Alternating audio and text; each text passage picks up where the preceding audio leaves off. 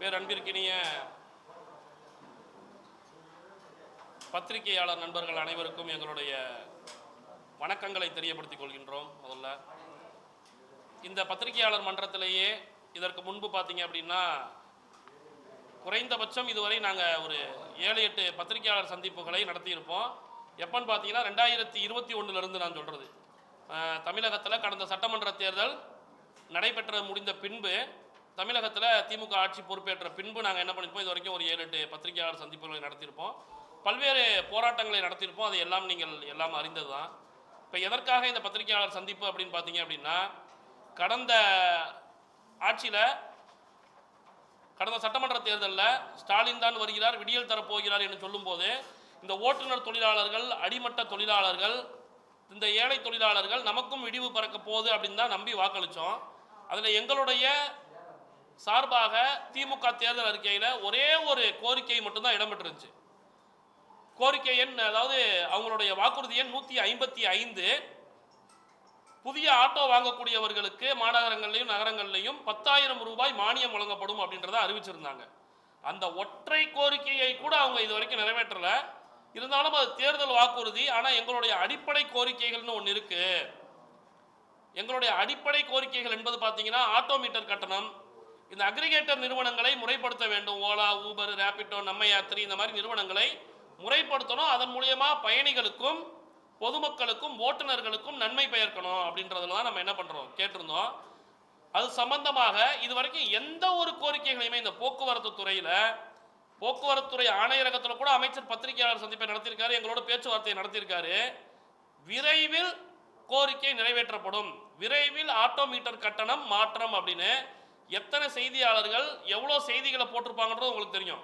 ஆனால் அந்த விரைவில் அப்படின்றத இன்னைக்கு வரைக்கும் முற்றுப்புள்ளி வைக்காம கமா போட்டு இந்த திமுக அரசு தொடர்ந்துகிட்டே இருக்கு. எங்களுடைய வாழ்வாதார கோரிக்கையாக அதை நாங்கள் கேட்குறோம். ஆட்டோ மீட்டர் கட்டணம் என்பது எங்களுடைய வாழ்வாதார கோரிக்கையாக, எங்களுடைய வயிற்று பிளப்பாக நாங்கள் அதை கேட்டுக்கிட்டு இருக்கோம். ஆட்டோ மீட்டர் கட்டணமாகட்டும், இந்த நிறுவனங்களை ஓலா, ஊபர் இதெல்லாம் ரெகுலேஷன் பண்ணுறது, இந்த பைக் டாக்ஸியை முறைப்படுத்துவது, சீட் பர்மிட், இந்த மேக்ஸி கேப் வாகனத்துக்குலாம் பார்த்தீங்கன்னா 12+1 சீட் பர்மிட் கொடுத்தா அதில் என்ன வரும்னா அரசுக்கு வருவாய் வரும், சுற்றுலா பெருகும். ஆனால் இன்னைக்கு தமிழகத்தினுடைய எல்லை மாவட்டங்களில் கர்நாடகா, கேரளா, ஆந்திரா போன்ற மாநிலங்களினுடைய மேக்ஸி கேப் வாகனங்களை என்ன பண்ணுறாங்க, பயன்படுத்துகிறாங்க. அதனால வருவாய் அந்த மாநிலங்களுக்கு போயிட்டு இருக்கு. தமிழகத்திலேயே அத்தகைய சூழ்நிலை இருக்கு. இந்த அளவுக்கு மோசமான சூழ்நிலைகள் இருக்கு. இதை தாண்டி பார்த்தீங்க அப்படின்னா ஜூம் கார் அப்படின்னு ஒரு செயலி, அதே போல பார்த்தீங்க அப்படின்னா பிளாப்லா கார் அப்படின்னு ஒரு செயலி. இந்த 2 நிறுவனங்களும் என்ன பண்றாங்க அப்படின்னு பார்த்தீங்க அப்படின்னா, மிக முக்கியமாக சொந்த பயன்பாட்டு வாகனங்களை வாடகைக்கு கேட்குறாங்க. அந்த வாகனங்களை நாங்கள் புக் பண்ணி சென்னை போக்குவரத்து ஆணையரகத்திலே கொண்டு போய் ஒப்படைச்சோம். அந்த வாகனங்களுக்கு 25,000 ரூபாய் வரைக்கும் அபராதம் விதிச்சாங்க. அதன் மீது உரிய நடவடிக்கை எடுக்கணும், அந்த நிறுவனங்களுக்கு சோகாஸ் நோட்டீஸ் அனுப்பணும் அப்படின்னு சொல்லி கேட்டோம்.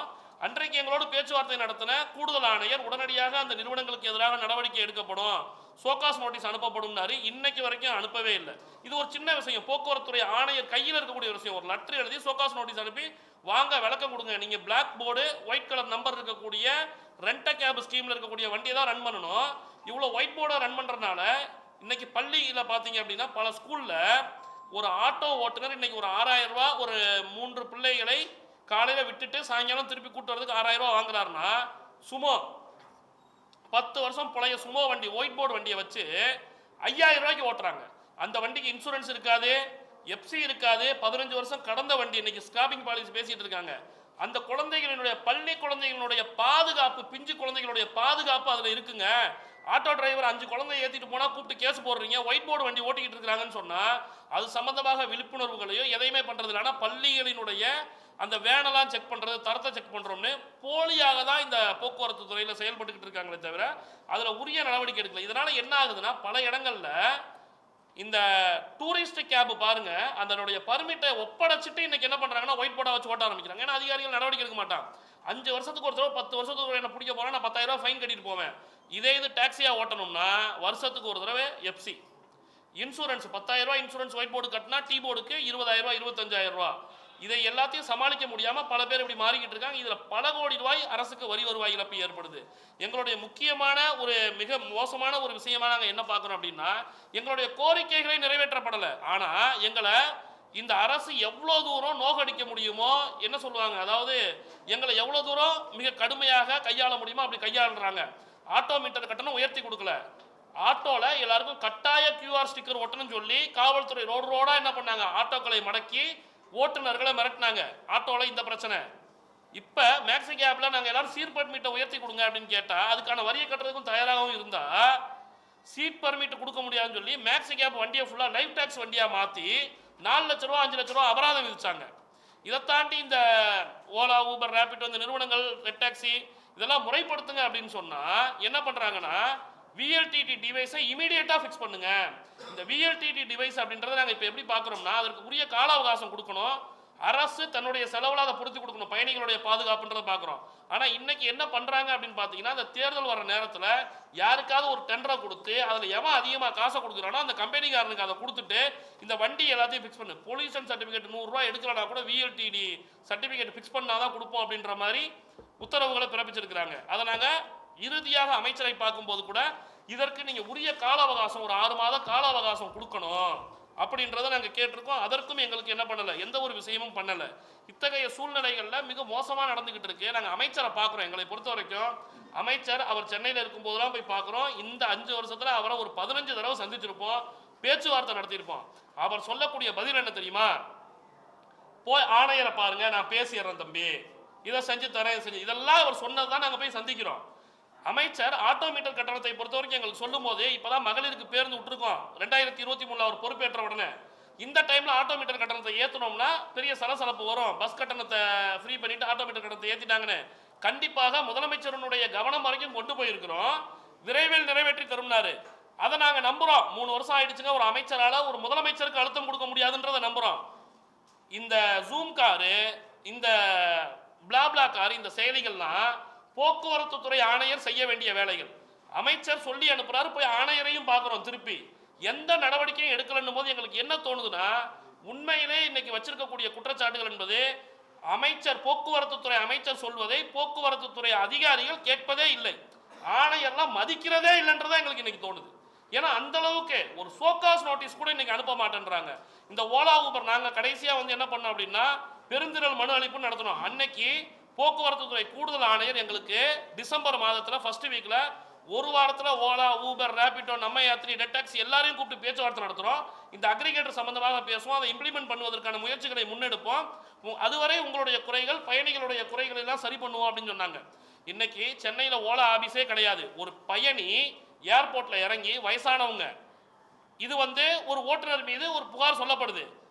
400 ரூபா வந்த சவாரிக்கு அவர் என்ன பண்ணாரு, 800 ரூபா கேட்டாரு, ஏதோ இறக்கி விட்டுட்டு போயிட்டாரு பாதியில் அப்படின்ற மாதிரி புகார் சொல்லப்படுது. சில தவறுகள் இந்த மாதிரி நடக்க தான் செய்யும். அந்த பயணியை அந்த நிறுவனத்தை அணுகவே முடியல. அவரு ட்விட்டர்ல என்ன பண்றாரு, போலீஸை டேக் பண்றாரு, எல்லாரையும் டேக் பண்றாரு. இன்னைக்கு அந்த எங்களுடைய அந்த அக்ரிகேட்டர் கோரிக்கைகள் மிக முக்கியமானது, இந்த நிறுவனத்தினுடைய அலுவலகம் இங்க இருக்கணும் அப்படின்றத 2023 போக்குவரத்துறை ஆணையராக இருந்த சண்முக சுந்தரம் அவர்கள் உத்தரவு போட்டிருக்காரு. அந்த பேச்சுவார்த்தை இன்னைக்கு வரைக்கும் நடத்த மாட்டேன்றாங்க. அப்ப எங்களுக்கு என்ன தோணுது அப்படின்னா, இந்த நிறுவனங்கள் இந்த செயல்பாடுகளை எல்லாம் பார்க்கும்போது எந்த பெருநிறுவனத்தின் மீதும் நடவடிக்கையை இந்த போக்குவரத்துறை எடுக்கிறது இல்லை. ஒயிட் போர்டு ஓட்டுறவங்க மீது நடவடிக்கை எடுப்பதே இல்லை. சரிங்களா, ஒயிட் போர்டு யாரெல்லாம் இல்லீகலா ஓட்டுறாங்களோ அவங்க மேல நடவடிக்கை இல்லை.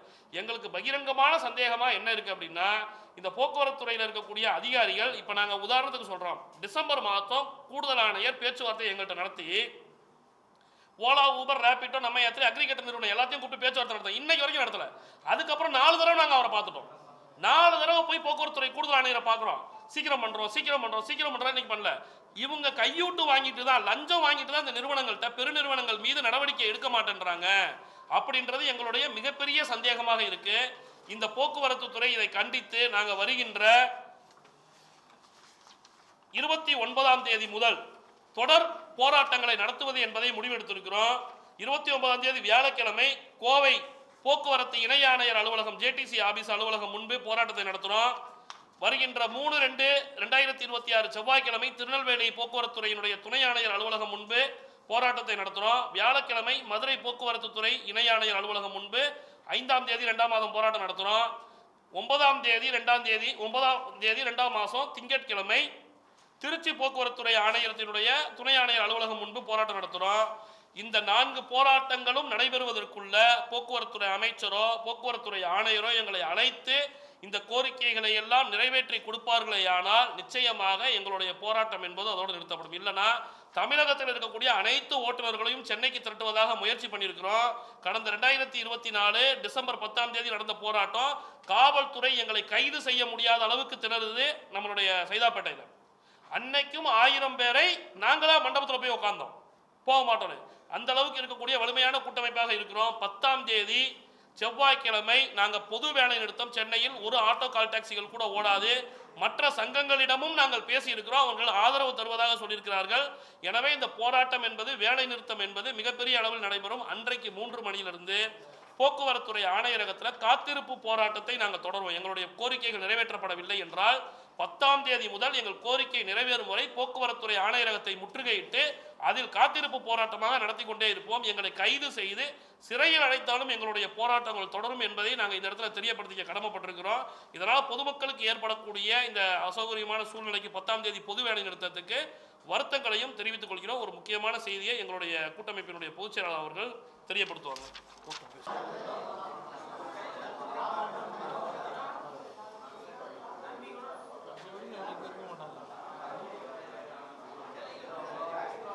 ஸ்டார்ட் பண்ணலாமா?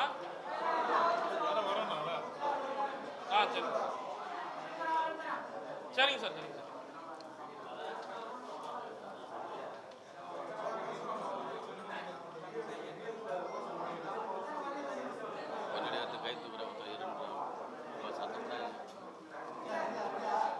யாரும் குறுக்க போகக்கூடாது. ப்ரெஸ் மீட் நடக்கும்போது யாரும் குறுக்க போகாதீங்க, பார்த்துக்கோங்க. யாரும் குறுக்க போகாமல் பார்த்துக்கோங்க.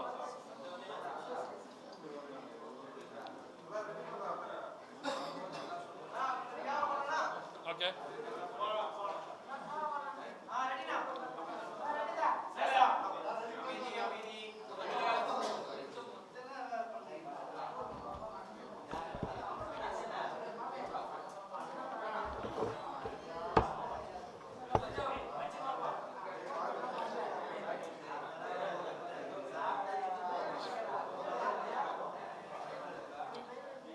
நான் போலாமா?